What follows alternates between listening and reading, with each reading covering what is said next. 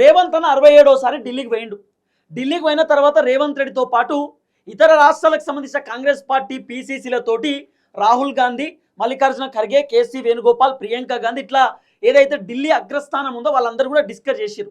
అగ్రనాయకులు అందరూ మాట్లాడి రేవంత్ రెడ్డితో కూడా మాట్లాడి అయిపోయింది. తర్వాత విడివిడిగా రేవంత్ రెడ్డితో మాట్లాడిరు. అంటే గంట సేపు కేసీ వేణుగోపాలు, గంటన్నర సేపు మల్లికార్జున ఖర్గే రేవంత్ రెడ్డితో డిస్కస్ చేసిరాట.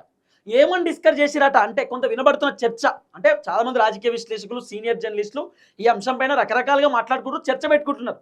ఏమని మాట్లాడిరట అంటే, రేవంత్ రెడ్డి పర్ఫార్మెన్స్ బాగాలేదు, మీ పైన సర్వే చేయించినాం, జనాలు మిమ్మల్ని తిడుతుర్రు, జనాలు మిమ్మల్ని విమర్శిస్తుర్రు, ప్రభుత్వం పైన కోపంగా ఉన్నారు, ప్రభుత్వం పైన తీవ్రమైనటువంటి వ్యతిరేకత ఉన్నది, చాలామంది పబ్లిక్ కాంగ్రెస్ ప్రభుత్వాన్ని తీవ్రంగా వ్యతిరేకిస్తున్నారు, పబ్లిక్ ప్రభుత్వాన్ని తిడుతున్నారు, రేవంత్ రెడ్డి పర్ఫార్మెన్స్ బాగాలేదంటున్నారు, మంచో చెడో కేసీఆరే ఉండాలంటున్నారు, కాంగ్రెస్ పార్టీ మంత్రుల పర్ఫార్మెన్స్ బాగాలేదు, వాళ్ళ శాఖలను వాళ్ళు సక్కా చూసుకుంటలేరు, అడ్మినిస్ట్రేషన్ ఫెయిల్ అయిపోయింది, మీ దెబ్బకు మళ్ళీ కాంగ్రెస్ అధికారంలోకి వస్తో రాదో కూడా అర్థమైతలేదు, బీఆర్ఎస్ పార్టీ పుంజుకుంటున్నది, మరి బీఆర్ఎస్ పార్టీ పుంజుకుంటున్నప్పుడు ప్రభుత్వం గట్టిగా పనిచేయాలి కదా, ఎందుకు చేస్తలేరు?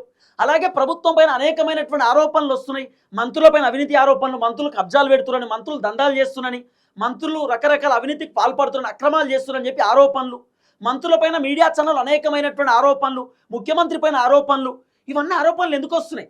తర్వాత మంత్రులలో పంచాయతీ కొట్లాటలు, గొడవలు, కుమ్ములాటలు, ఇవన్నీ ఎందుకు?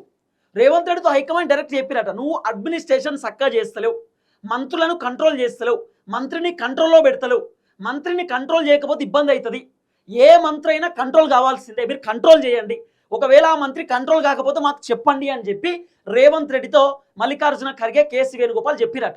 అప్పుడు రేవంత్ అన్న కూడా ఉల్టా హైకమాండ్ తోటి మంత్రుల పైన కంప్లైంట్ ఇచ్చినట్టు, ఏమని?